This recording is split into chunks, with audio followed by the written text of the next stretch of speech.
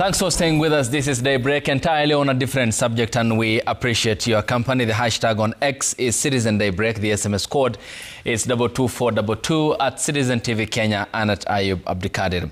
So let's discuss some topic, but an impact with food security in the country.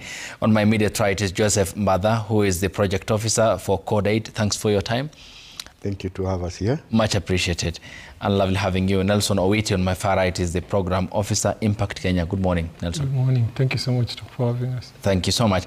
And Hilary Wahungu is a policy analyst, joins us here on the broadcast, and I thank you for your time as well. Welcome. Thank you so much. So let's first begin with the very basics, and I come to you first, Joseph, and tell us more about the Beat Locust project. Yeah, thank you. So I think I'll start by saying who we are and where we work. I work for an international organization called Code Aid. Code Aid stands for Catholic Organization for Relief and Development Aid. And we have a double mandate. We do development assistance and humanitarian aid. Like I said, we're international. We are headquartered in the Netherlands, but we have country offices across the globe. Beat the Locust. Actually, Beat the Locust, the B should be B, and then with brackets, Eat the Locust. It's a project that was inceptionalized after the desert locust invasion, the last desert locust invasion. And the intent was to make sure that the country is prepared and is not reactionary, but more have a more planned response to desert locust invasion. So that's basically the essence of Beat the Locust. My colleague Nelson will be able to explain more about the project. Yeah. But the whole thing I need to say about Beat the Locust is that it's a B, and then you have It in parentheses, in brackets, because we are looking at addressing or controlling and managing locusts through two approaches. We encourage people to eat them. Yes. And then we beat it. By beating it, we mean they use more effective, sustainable, and environmental safe approaches. Yeah. Yeah. So both ways, it's a case of a double win. It's a double win. Yes. Okay, and so Nelson, to provide more emphasis, was this an initiative conceived in the aftermath of the locust invasion crisis, or it existed before? And ideally, what are the other major objectives that it seeks to attain? Yeah, thank you so much. Ideally, the first thing is this whole idea came about after the desert locust invasion that occurred somewhere around 2020. As a way of mitigating disaster, how do we ensure that it stops being something that harms us and we make an opportunity out of it? So great minds came together and discussed about establishing value chains, which is a possibility that can be done. This is something that has already been done in places like Pakistan. We talked about different methods of controlling desert locusts that are less harmful to the environment, because the last time was a bit, okay, we did our best to try and control the desert locusts when they invaded, but there was a bit more of damage to the whole ecosystem, to people, to livelihoods, all these different things. We had to find a means of making a living out of it and changing the opportunity to become, changing the challenge to become an opportunity. So we have three pathways within this project, where one, we are looking at establishing complementary livelihoods.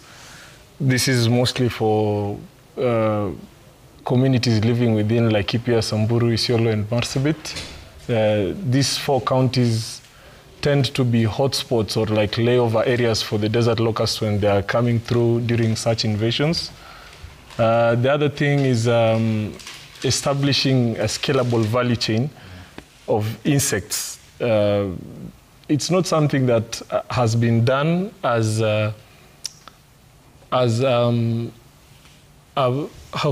it's not something that has already been looked into, traditionally looking at the communities living within these areas. They are mostly pastoralists.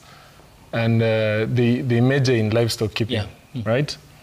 So trying to change minds with these small ideas. Then further to that, we have the very key objective, which is attempting to have biopesticides as the preferred method of control. So we discuss with governments, both the national and county governments, to have preferred methods of controlling desert locusts or other pests that are less harmful to the whole ecosystem and the environment. Okay, and there's a function on the biopesticides, is it? We'll also talk about the shift that you have spoken about. For sure. Which is very key, especially for the communities that you have talked about, whose main economic stay is pastoralism, and the much needed paradigm shift, which is again a mindset battle that you have to win. But Hilary, from policy perspective, and in the midst of the struggle to be food secure, how consequential and positive can this program be, in your view? Yeah, thank you, Ahmed. Ayub. Ayub. Yes, please. Okay, thank you. One is, let me just say I'm from Kipra. And Kipra is a government think tank. We have been established by the Kipra Act Cap 2112 of the government, and we have broad mandate. And one of our broad mandate is, we have three. One is to give policy advice to the government through research, evidence-based research and analysis, and also to capacity build. And also we are supposed to engage with the stakeholders, like the ones are here from Codate, so that we can create a conversation that can go a long way to change the livelihood of the people towards attainment of our development goals.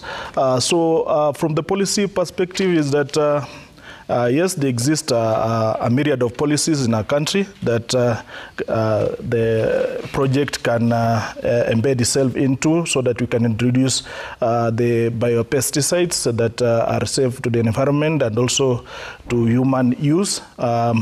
One of the overarching policies that we have in the country is the Pest Control and Product Board, which is Cap 346, which also does a lot of things. One, registration of the pesticides, and then it also regulates and also gives what we call use and also importation of these pesticides. However, there's also other policy conundrums that, as we have been looking at this, that exist, whereby there are other acts and also strategies that are also implemented by many other organizations. We have the MCA that's implemented by NEMA. We have others like even AFA, the organization that is supposed to look into the inputs. And all this, when we harmonize and have them streamlined, they can be able to contribute to the food security and safety of our products as they are. In a moment, I'll seek your account on whether there are existing policy gaps that, by virtue of bringing all these stakeholders together, which can be bridged. But Nelson, give us, if there are any lived experiences of the biopesticides, and how far has it been impactful in this course? First of all, before we go to the biopesticides, we have to look back at the background that we're looking at.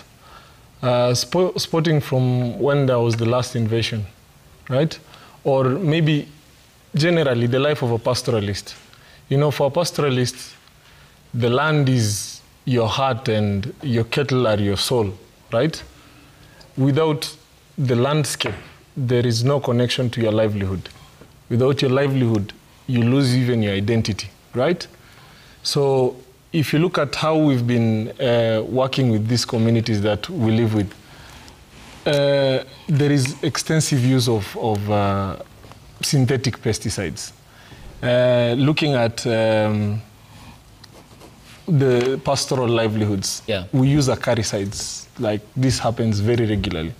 And if you see somebody who's attempting to spray their cattle or say their goats, they tend to always go somewhere close to water bodies so that they can easily clean themselves after, right? If you look at our farms, we have a lot of chemicals that are being pumped into our farms. And these chemicals, you can either directly or indirectly get the damaging effects that are reaching to these people, right? So when it comes to the use of biopesticides, even currently in Kenya, we already have a number of biopesticides that have been registered and are already in use for control of aphids, for control of fruit flies, for ticks. There is so many that are already available, but then we are yet to have preferential use that reduces the damage that is done to our human bodies and to our ecosystems and our livelihoods. Yeah. Okay. Yeah. And we'll talk about the livelihoods. And Joseph, I come from Wajir County, which borders some of the counties that Nelson has mentioned. Yeah. And the economy there is sustained by pastoralism and dependence on livestock. It will take some time for you to convince, is it, the community from there and by extension West Pokot, Baringo, Turkana, and Samburu to eat locust? Yeah. I mean, how hard has that campaign been?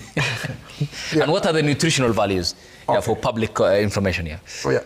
Thanks for that question. Actually, the project has been going on, I must say, this is our third year. And you're so right, because when we started off, we thought that we would go into the community and we'd introduce it. It has a lot of nutritional value. Yeah. It is rich in protein. Insects generally are the richest source of protein. Actually, we're even trying to get animal feed millers to take up from the enterprises we want to establish at the community level to take up the protein content for the animal food milling. But you're right. It has zinc, it has iron, it has vitamins, and fats. Good fats, omegas. So for consumption both by human, and I know you will raise your eyes, by human and by animal, the benefits are extreme. So when we started off, we thought that it would be one of those projects where you get in and get a community that is willing to take up because... Acceptability. Yeah. We knew at the back of our minds that this is really crazy. I mean, for us, we go in and we realize even to talk about insects in pastoralist communities is almost like a taboo. I mean, why do you talk about insects? Now, to even contemplate touching it, now that's another level. You know the way they say hell has different levels. So that's another level of hell. Now, we could not even imagine talking about eating it. So ideally, while the project was designed for both animal and human feed, we went slowly. So the first 6 months of the project time, we did community sensitization and awareness raising on the benefits. And to be sincere with you, Ayub, the turning point for the community is when you talked about the economic revenue potential. Yeah. So we actually maybe more or less changed the main purpose or objective of the project. And now we are looking at insect for animal feed, which has been well taken up. Yeah. You know, the area is for pastoralists. Yes. So anything that benefits their livestock, you're more likely to get some buy-in. But we are still going slow on the human feed component of it. Yeah. But I'll say the reason we got traction and buy-in is because of a lot of awareness raising. We had to go in and talk to every level of leadership, from county government, national government agencies on the ground, and then the traditional leaders. You know, you don't go anywhere. But when they nod, you get a blessing. But also, remember, our targeting is also very strategic. Because the project seeks to target women and the youth. And naturally, these two demographics are very willing to adapt and to be innovative. And it's been taken up. We have like 36 groups across the 4 counties that are now actively engaged in an insect value chain. Some have even already made some income. And we are complementing that with poultry keeping. So they know that what they are doing also has poultry as an off-taker. Yeah. But like you said, it was not very easy. Yeah. But we are seeing it getting traction slowly. Yeah, and I understand that the economic mainstay is maintained and there's consistency in terms of income generation, yes, which is why many are dependent, especially in those parts of the country, when it comes to livestock, and even rarely do they off-take it to pay school fees or meet other commercial obligations because of the deeply held traditional beliefs and culture. Yes. And Hilary, and what are then the other glaring policy gaps that can be bridged when you hear from Joseph and Nelson? And is more stakeholder participation needed in this context to bridge that gap? Yeah, thank you, Ayub. One is there's a policy gap that exists in terms of embracing the methodology that they are proposing. For instance, for biopesticides to be used effectively, there is need for more traction to be implemented or to be mentioned in the policies.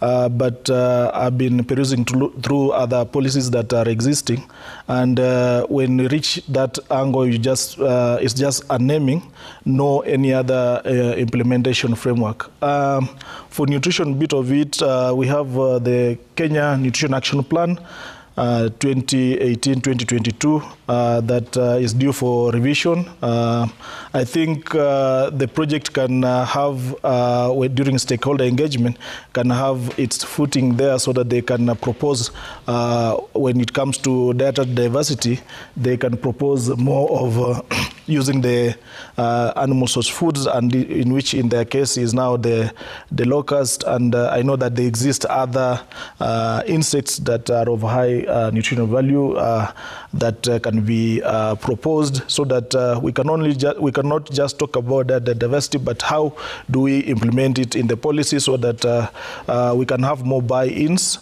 through engagements in the stakeholder point of view, but also in the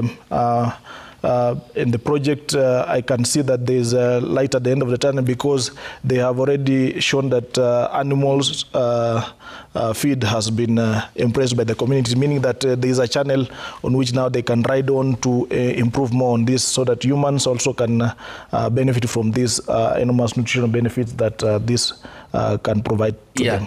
Yeah, and Nelson, does this, earlier on you had a point of the impacts this has, especially from biopesticides perspective, and as well as the impact this locust invasion has, given the erratic climatic conditions in Kenya and largely the Horn of Africa region. Will be coming to that. But you talked about the impact, and this is on farm input. Yes. And ideally then, how do you circumvent all these challenges that are glaring on the horizon? Yeah, thank you so much, Ayub. The first thing is we need to look at the pesticides that are being used. Why are we using pesticides that are banned in other countries here at home? It's wrong. It's not supposed to be that. It doesn't mean that, that directly means that somebody who is in another country is more human than somebody who is in this country, right? If we were to decide and remove all the banned chemicals that are banned in other countries from being used here in Kenya, we would be definitely in a better position to control such pests. Looking at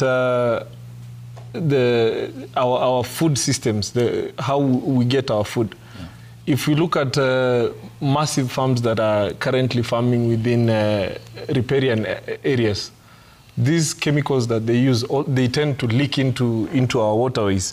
And once they get there, we get, they call it in this scientific language, bioaccumulation. Yeah. It's the tendency to accumulate chemicals or definitely chemicals within your body from consuming different things that are smaller contents of these chemicals, to an extent that they may tend to have an effect to your body. We need to ensure that as a people, yeah, we consciously avoid using these banned pesticides that are already in the market. Yeah. And on top of that, actually above and beyond. Let us just use biopesticides as the preferred method of control, which is not a curative measure. It's more of a preventative measure. If we have the discipline to ensure that we constantly use this, I am 100% sure that we will be in a very better place. Yeah. Yeah. Yes, Joseph, have a point. Yeah. A number of things I want actually to address, Hillary, is that, and I was hoping you would say this when you was talking about the policy landscape. Yeah. But you said you're going to go back to him again on the gaps. But let me throw in, procedure, so that you can respond to this. We are not saying that there are no legal frameworks. And Hillary has elaborated quite comprehensively a number of legislative pieces and regulations that manage or regulate everything to do with pesticides, from maybe research, development, testing, registration, and even use. And even post-use, like when we're talking about disposal. My first challenge is what he says. We have like tens of 20s of pieces of legislation that talk about pesticides. That in itself gets very confusing when you're looking at legislation. And one of the other challenges you'll find in this legislation that exists is also crossing mandates. So you'll have PCPB, Pest Control Products Board, in charge of registration. Then you'll have NEMA in charge of environment. So someone was telling me that when you go to, if someone finds some product being sold illegally, and you ask who is supposed to, you go to PCPB, they'll tell you our mandate stops at registration and making sure that that product is well. NEMA will tell you ours is to make sure the environment is well. So what I'm trying to say is that we have, for every institution that he mentioned, there's an act that establishes that institution, which has its own issue. So we have a myriad of laws. These laws make it very complicated in terms of who is in charge of what. The laws in themselves sometimes can also be inhibitive, especially when looking at biopesticide use. For instance, one of the things people don't know is that if you want to register a pesticide, whether bio or synthetic or chemical, is the number of tests you have to go through. You as a researcher will do your own test, then you'll take it to PCPB, who will do their own test, and then the commercial pesticide producer who will offtake it will also have to do their own test. So it's like 3-4 tests, and if you're lucky, it's 3. Maybe KEBS needs you to do a test before they certify. Maybe KEFIS. So these things of the legal framework may be there, but in itself it becomes a bit more confusing and a bit of a deterrent. And that is basically the challenge that we need to discuss and streamline. I like that Hillary says there's a policy that was there, the national phytosanitary that never saw the light of day. But even that one in itself did not even really encourage a lot of biopesticides. Okay. So what we're saying is it's nice to look at the policy framework for pesticides in Kenya with a view of encouraging research, registration, use, and even disposal of biopesticides. And I like what you said. It's a conversation that cannot be done here. It requires a multi-stakeholder kind of an approach. And Hillary, how then can this confusion be remedied in an environment where the uptake of biopesticides is so little? Ayub, let me first of all start by addressing Nelson. As the devil's advocate, the government is doing the much it could, and we should be very thankful. So far, they have the Ministry of Agriculture, through the Cabinet Secretary Mutahi Kagwe, have banned over 77 pesticides that were found to be harmful to the use, and they have also what you call redirecting the use of over 202 pesticides, and 105 is still being looked at for before registration by the PCBB. So you can see the enormous work that is going there. So meaning that the regulations are there, are working. However, we should we can also not forget that there are always challenges that exist, and the bottlenecks that exist. Be it from the registration point of view, the regulation, and also the implementation, and of which we need to look at. From the point of view by Joseph, yes, I was even during my discussions with them proposing that this from this conversation that is taking place right now, even from your sister station the other day, they were talking about poisonous harvest, and they talked much about the effects that the synthetic residues from the pesticides is causing to human health. So we can only remedy that by even starting a new conversation about now how do we bring in a policy to handle safe pesticides that are there.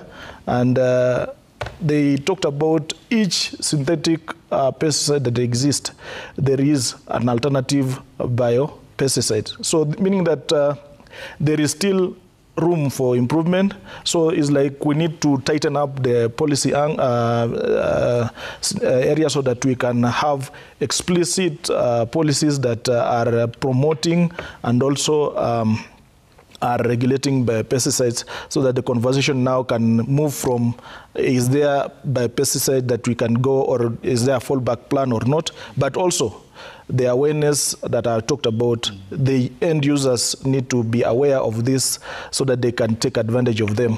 Yeah. Yes, Nelson, yes, maybe, please. Yeah, I wanted to mention something from what my brother Hilary has just said. The first challenge comes in with the entry of these pesticides. How do they get to our country? If we can control that, then I'm 100% sure we can mitigate all the damage that they're causing, right? Then the second thing, we need to be more anticipatory prior to our action. Our approach when it comes to responding to such disasters is we tend to, first of all, wait until it's too late. You see, if we are more inclusive in our task force that is mandated to respond to disasters, we will definitely get communication down to the lowest level, and we can get support from everybody who's an involved stakeholder. Let us be more anticipatory. Let us not wait until the disaster is on our table, then we start responding. Yeah, and how does that anticipation come in, Nelson? Yeah. When number one, this is beyond the jurisdiction of Kenya, for instance. Yes. And here we have talked about stakeholder. Yes. How is then the collaboration going to be multiplied with regards to cooperation with countries in the Horn of Africa region, given the zigzag nature and unpredictability of the climatic conditions in the Horn of Africa region? Yes. Going back again, the desert locust invasion was our baseline for this discussion on the use of biopesticide. So when it happened the last time, there was a war somewhere within Middle East, and that is when the population of the desert locust reached critical mass, and they started migrating. Funny enough, at that same time, there was a typhoon that was happening around that area, so the winds helped them to cross over to Africa. We have so many stakeholders who are involved in disaster response. We have organizations like FAO. They have an app, or like it's an app or a website. It's called Locust 3, something like that. It's used to monitor the movement of desert locusts, right? And at what point we are at. Why don't we use such early warning systems to respond? We have our very own NDMA. NDMA, the one that it's a national government parastatal that works across all pastoral regions. We can use their early warning systems that really would come in handy. And there is not a single person who can be sitting on the table and have nothing to contribute. In Ma, we say even a child can advise an old person. Yeah. So whichever stakeholder that can give you input to help mitigate such disasters would be important. Yeah. So if we would establish a good early warning system, make sure that our communication tree is clear, and when we call for a response from any stakeholder within the landscape, we have them on board, we are sure we'll be in a better place. Further to that, we have the East African community, which is something that is bigger than an individual country. Mm-hmm. We can get information from Somalia, we can get information from Ethiopia, we can get information from anybody else. So we just need to support our collaboration and ensure that we do not work in silos. We'll extend that because the chemical pesticides is what's of concern. Mm-hmm. But Joseph, coming back to this point, does the awareness campaign extend to the point of then which locust is or qualifies for intake and is fit for human consumption, and the how, and the harvesting process, and when? I mean, is this part of the information packaging that you're taking to the people and conveying the same? Okay, so yeah, I am so glad you asked that question, because I'm sure some audience are asking, where are the desert locusts that the 35 groups you're talking about are doing? So there are no desert locusts now in Invasion. There are desert locusts that exist. The thing is that when there is a conducive environment, they go from solitary to gregarious stage, which means they basically have a mandamano kind of a... Yeah. They get together, they group together, and that's when we have an invasion or a swarm. When conditions are good. Nelson talked about the swarm, the typhoon. So at that time, the climate was good for them. Naturally, they exist, but in what we call solitary state, alone, one-on-one, solo. So right now, we don't have adequate desert locusts for us to run an economic value chain. So what we did under the project is we introduced cricket rearing. So cricket has the same nutritional value as desert locusts. They have the same production process as desert locusts. And the reason for doing that, and then crickets are available everywhere in the northern counties that we are targeting. So the whole idea is for people to start an income through an insect value chain, which is cricket. It's very similar to desert locusts. So that when desert locusts come, when they come next, they already have established an enterprise or an industry where the desert locusts will then be input into income generating. So currently, what we are doing is that we are teaching them, helping them set up cricket rearing enterprises, and we have already 38 groups that are doing that. But back to your question again, so what will happen when desert locusts come? We've already trained them on desert locust harvesting, how to harvest desert locusts. The project also equips them with equipment, desert harvesting equipment, which is like your vacuum cleaner. You know, so what happens is when the desert locusts at night are down, you just vacuum and take them through the production process. So night is the ideal time? Night is ideal because locusts are hardly flying at night. Okay. But what I'm saying is that now we have already established a cricket rearing system, very similar to desert. But when desert locusts come in again, our prayer is that our people in northern Kenya will not say we've been cursed. But now this time around, they'll be talking about the blessing. Yeah. Because they'll be able to harvest. But let me just make it very clear. The desert locust value chain is not a solution in itself. It's a form of control. Just like the use of biopesticide is a form of control. So, because they will not be able to harvest all desert locusts and not in good time to avoid any damage. Okay. But having said that, that's the structure and the design of the project. Yeah. Prepare people for desert locust value chain, but in the meantime, we are working with cricket rearing. So at least people are making money and also gaining skills for desert locust control. Yes. And Hilary, in terms of then the question of regulation of the input on our farms that Nelson had talked about, is there a consolidation point? For example, what may work for the European farmers may not work for the Kenyan farmers, and the vice versa, because of the climatic conditions and the nature of our geography and the soils. So take us through that as well, in terms of how the regulation then extends to the specifications of what we can use on our farms in Kenya. Yeah, thank you, Ayub. One, I'll say Joseph highlighted that in terms of how pesticides or biopesticides are usually registered here in Kenya through the PCBP. One, I think what needs to be done, or there is need for departure point, is that both synthetic and pesticides are usually taken through the same rigorous process, of which, according to stakeholders, is like it's a long route that need to be simplified, so that because they have been established already to have lesser impact in adverse impact to the environment, also to the human. They need maybe to simplify the mode of registration, and also in terms of the cost. We know that these pesticides sometimes they can also be produced by MSMEs, even in locally environment. There was a case of a gentleman in Nandi Hills, or in Nandi County, who was developing mosquito repellent using locally available material.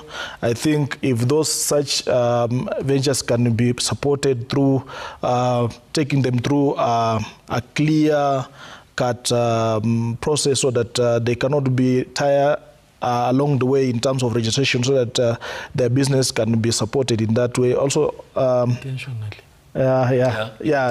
Intention, so that we can support those biopesticides. Also, we're looking at... Is adulteration a problem in the market? Compromising the quality of even the same biopesticides that we talk about, despite the stricter regulations?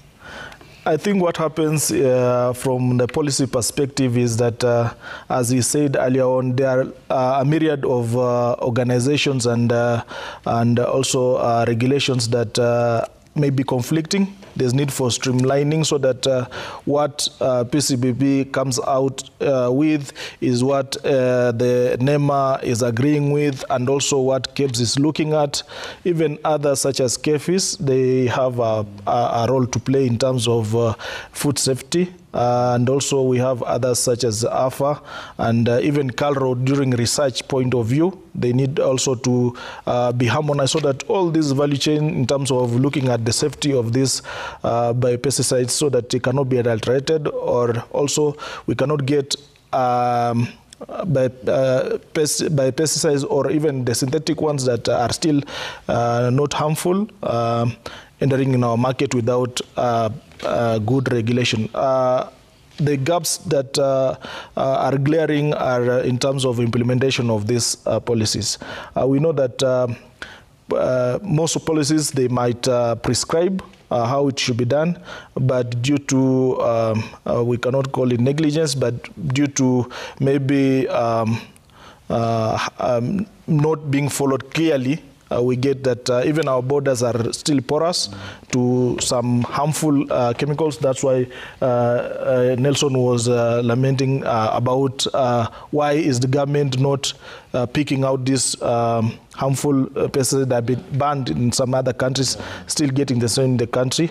Because of our porous borders, sometimes you get that they can sneak in some one or two, of which even is public knowledge, and the government is doing enough or a lot to arrest the situation, so that we can have only those that are mandated or that are permitted, and also those that are not harmful reaching our country. Yeah, and Nelson, are there products that are banned elsewhere and are in use in Kenya, for instance, despite the fears that you have expressed of their harmful impact on the quality of our soils, and ideally the other consequences that they have? Yes, there is a number. Definitely, I cannot mention them, but there is a number that are currently in use. We were having a discussion prior to the plan that we have to hold a meeting, a national level multi-stakeholder engagement or a discussion on the use of biopesticides. Our number one, how can I say, information that we collected from the community, we held a community level, a county level engagement with communities, where the first thing that they were mentioning is people tend to just mix different chemicals in a bid to ensure that you can control as best possible the pest that you want to deal with. And this tends to, like I was saying initially, to bring down that, to get to you that bioaccumulation of chemicals within your body. There is quite a number. And you should do a little bit of research on them. And I bet even for anybody back home, before you go ahead and use any pesticide, I think you need to ensure that you really know what you're using, because there is a lot of damage that is being caused. Let me just say a statement. Yes, Joseph. I think Nelson is being a bit diplomatic. He's a bit diplomatic. But I can tell you for sure, even the chemicals that we used for desert locust control, some of them are actually banned in the EU. You understand? So that would be one example that you can clearly refer to. We have research and references, so in case anyone wants to counter-check, we can provide that. But secondly, a good case example is you go to any county that is in a border town. Go to Busia, for example. Go to Mandera. Zawajia. Even go to say Tana River. You'll realize that it's very easy to get chemicals that are banned in Kenya but are not banned in our neighboring countries, because, like Hillary said, these are very porous and they come in. I do not even think, like you asked, if we have a case of adulteration. It's very hard for someone to produce this chemical in another. The problem we have is in implementing the policies and the legal frameworks we have. And that's again because of the interloping responsibilities. I'll give you an example. If you go to a chemist right now, a pharmacy, the person selling you the drugs there is a certified pharmacist, right? Well, you know, it's not the same practice when you go to an agrovet. So an agrovet will be Hillary's cousin who finished Form 4 as nothing, but because Hillary put up a business. So it is also a case where you will also get, what is the opposite of good prescription? Misprescription. Because the person there is not really a qualified. The question is, who does that? Which authority is supposed to ensure and check that people who dispense the pesticides, for example, are qualified enough? Those are some of the gaps that we really are looking at and trying to discuss and find measures, policy measures on how to address this, including even the gaps, the border gaps, and the fact that, I mean, the chemical pesticides I'm talking about that were used for desert locusts, those are sanctioned by government, for example, or the government knew. And yes, some were banned in the EU. Was it because of expediency, for example? You know, desert locusts destroy a lot. So maybe they figured, this time round, we can make an exception. So there are those banned products. Yes, Nelson, I'll come to you for the final word, Hillary. I just wanted to mention, I understand we have porous borders. The other day I was in Moyale. You can easily walk across to Ethiopia and come back. It's just one area, right? But let's first have a legal framework that supports the preferential use of non-harmful control measures, right? Let us not choose to say we have this and this challenge. Let's first establish a legal framework that controls what can be used where, right? Like we have the, I had a discussion with somebody working in the WRA, and I was told that you are not supposed to use any chemical a distance of 30 meters from any water body. And this happens. If you go to Rumuruti, you'll find a lot of farms by the river. You know, these are things that are really damaging to our ecosystems and imbalances them. And we need to ensure that we first have a legal framework that supports the preferential use of non-harmful methods and the whole integrated pest management system, instead of going for just like open season. Everybody can do whatever they want. Yeah. Yes, the way forward, Hilary. Yeah, mine, Kipra usually pride itself in ensuring that stakeholder engagement, conversations are sustained so that we can have what you call focused discussion that is candid. So even my colleagues have not said clearly, but tomorrow and Wednesday there will be a lot of conversation that will be taking place so that all these stakeholders in the sector can even be given an opportunity to vent or to even say from their side what need to be done. So going forward, there is need for more stakeholders engagements so that all regulatory bodies and players in the value chain need to be streamlined and need to be talking the same side or the same voice, or having a unified approach so that we can ensure our food security is protected in terms of having safe foods, and also having this very important conversation in terms of us improving data diversity through even consuming desert locusts and also other nutritious insects like crickets going forward. So from my desk, I think this is a good point to start the conversation so that we cannot be just lamenting every now and then, but giving solutions and also options and ways going forward. Thank you. Just a final comments. Oh yeah, so I'll just pick up from what Hilary said, and I want to highlight that from tomorrow, on the 5th and the 6th, we'll be having a national workshop on national biopesticides. It brings together multiple stakeholders from national government, private sector in the biopesticide space, research institutions, community representatives, and many stakeholders involved in safe use of pesticides.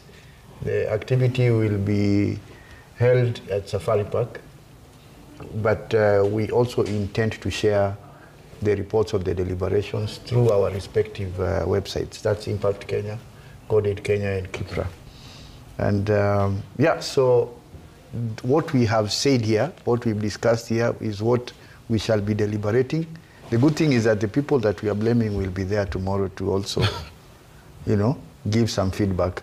But the purpose and intent of that workshop or event is to commence the dialogues, like Hilary said.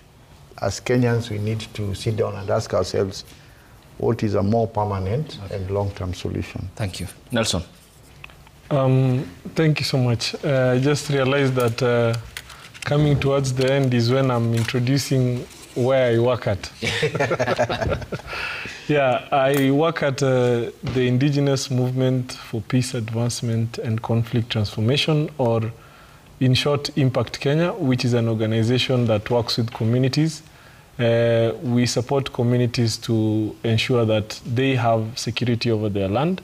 So we promote community land registration, which ensures that they have access to their natural resources, and they can manage them and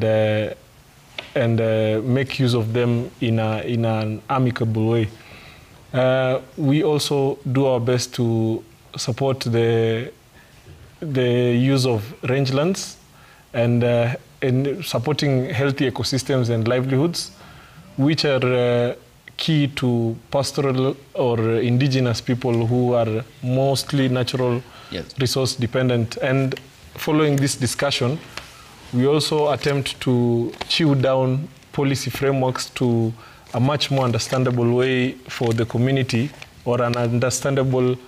There is not a single policy that is written in Kisomali. I've not yet heard. So, but we attempt to support getting it at the lowest level by creating awareness on them and documentation of indigenous knowledge. which is very important for the management of our natural resources. Thank you so much. Thank you so much for having us. Nelson, much appreciated. Always glad taking your accounts here regarding this very important matter that dovetails on food security. Hilary Wahongo, thanks for your time. Joseph, appreciated. Many thanks for your time. Thank you. And thanks to you too for waking up with us here on the broadcast. Next up is Sporting Monday, an hour for Isaac Swiller and team to take stock of how the Stars shined yesterday at the Moe International Sports Center, Kasarani. The opening match against the Democratic Republic of Congo and the more than 25 millionaires as promised by the president. On Thursday, they will face Angola. And from this desk, as has been the tradition across the country, we put our full weight behind the 11-member team that is representing our great country, the Harambee Stars. You have all our support, and the team up next will expound more on the outcome of yesterday's match. Thanks for watching, and we'll see you tomorrow morning here at the same time. Till then, good morning.